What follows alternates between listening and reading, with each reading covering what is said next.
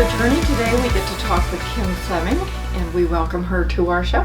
Thank you, Kathy. Nice to have you here. Thanks. You know, you're such a wonderfully inspiring person to me, and Okay. I know you don't like that kind of attention, but you know, it's so wonderful to hear bits and pieces of your journey here and there. So I'm excited about hearing sort of from start to finish. You Okay. know? So, you know, mostly we do start with how you got started in your faith. And so why don't we start there? Because some of us get started with our families and some of us don't. So take it away. How did you get introduced to church or God? Oh gosh. Or both? Well, it's funny because my family tells the story. They have all of these like theories about why I am the way I am. You know how that happens in families. That's me. That has to be explained. So one of the stories is that I was born 2 months premature, and I actually died, flatlined in the hospital after I was born in the incubator, and the doctor was walking by and said, "This baby is blue," and pulled me out. Of course, I have no recollection of any of this. Pulled me out and resuscitated me, and then I survived.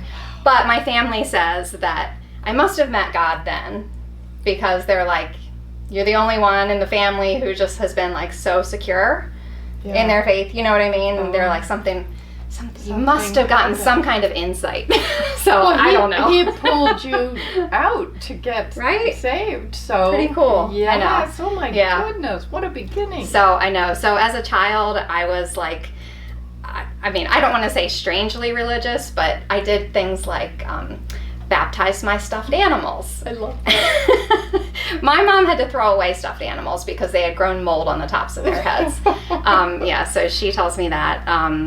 I know that in 5th grade, I had my Bible as my free reading book. You know how you had to bring a book to read while it was silent time at school. So I had my Bible there. So yeah, it was.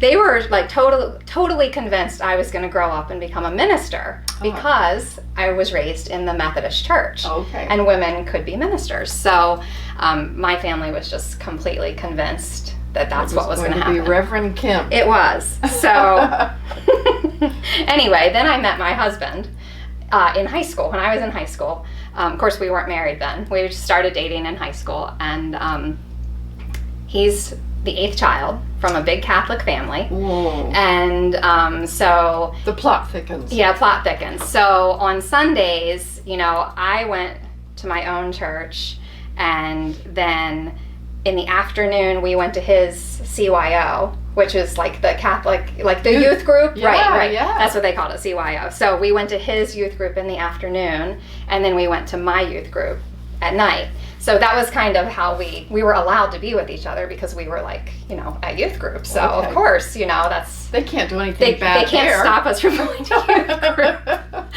So I think that my first real desire for the Catholic Church was at youth group with him one time when the priest was there and was was giving the Eucharist to the students, the youth who were there. And so you probably weren't allowed to have it. And I wasn't allowed to have it. Yeah. And that was the thing. And Doug said to me, "You're not allowed to have this." And I was like, teenage girl, right? I was like, "What do you mean I can't have this?" That's because no one tells me that what I can't do. That's, teenage then girl. You want it more. Right. So, and that happened. So he was like, "I mean, you're not allowed to." I don't know why, he's a teenage boy. Sure. And so he's like, "I don't know, go ask the priest." So I went and asked him, and he gave me a very good explanation that I was like, okay, I understand. And it was very loving and open, and just this is supposed to show our unity, and all of these people have prepared for this and you haven't, and that kind of thing, and there's a certain thing that they believe, and like that. So I was like, okay, that's fair.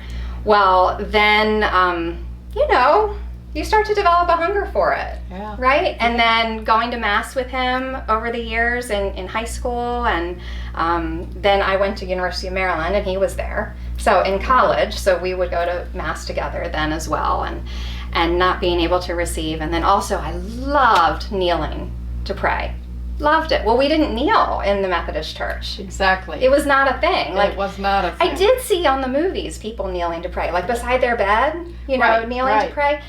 But that was not our habit in my house, and we didn't kneel at church, and I loved to kneel when I would go to Mass. Let me stop you there. Why? Because I loved it too. Really? And that was one of the things that really, I mean, first Episcopal and then Catholic. Right. What did you like about it? I wonder if it's the same thing. I felt like it was the right posture, I think it's the humility, Exactly. Yeah. Yeah. I mean, it felt right. It felt like this is Yes. how we should be praying, Oh, right? I didn't know you felt that way. Yeah. That's cool. So that was, so then in college, I actually decided, I read Thomas Merton's 7-Story Mountain in college, and amazing book. Yeah. I mean, incredible. And then I decided to go through RCIA. So I did that in college. I did that my junior year of college. Wow. And I was brought into the church at Easter Vigil my junior year of college. I have to say, this story is very different than a lot of people's, because a lot of people I talk to say that it was during college they fell away from church. And in your case... No, it grew much, much deeper. Yeah. My falling away came later. So really, really deep faith, very strong in college. Like my senior year, I think I went to daily Mass at the chapel on campus, like That's almost every day that I didn't have a class. And there was just like a super small group of us, and we would so beautiful. We would gather around the altar. I mean, it was amazing, because there were only 15 of us. Yeah. It was incredible. Anyway, no, I never really had a falling away, but I think that after I graduated college and I took on the responsibilities of a wife, I got married soon after college. I became a teacher and had over 100 students, middle school kids, and then started having my own children and just the responsibilities, and I felt so much pressure, I think, to perform. All these people gave you all this to grow up and to be ready for your adult life, and then here it was, how was I gonna do? So I knew that it was all a gift from God, but I think I also had in my head I can't mess it up, I need to do it right. And so in my pride, I thought, well, then that means I have to do it my way. I'm just going to take this little part of my life, God, and I'm going to do good things with it. You'll see. But I'm going to turn away. I'm going to do it over here, and then I'll show you in 10 years. It's going to be great. Wow. So I think that is the nature of pride, isn't it? Wow. Right. Yeah. So you're talking about being a mother, or what was it that you had to get right? Mothering? I think mothering was the biggest pressure on me. It took me 5 years to get pregnant because of just infertility issues, and so having a baby was this might be my one shot, you know what I mean, to have a child and can't mess up. Ended up having 3, by the grace of God. So it just I think that I had to realize, that was a good lesson in itself, to be honest, that it was the first thing in my life that I couldn't work for and achieve. Getting pregnant, you know what I mean? It didn't work out that way. And so it was just having to let go and let God. Yeah, let go and let they God. say. Yeah. So mothering had you sort of focused on mothering. Yes. How did the kids, or what affected you sort of turning back to the church? Was there a pivotal point there too?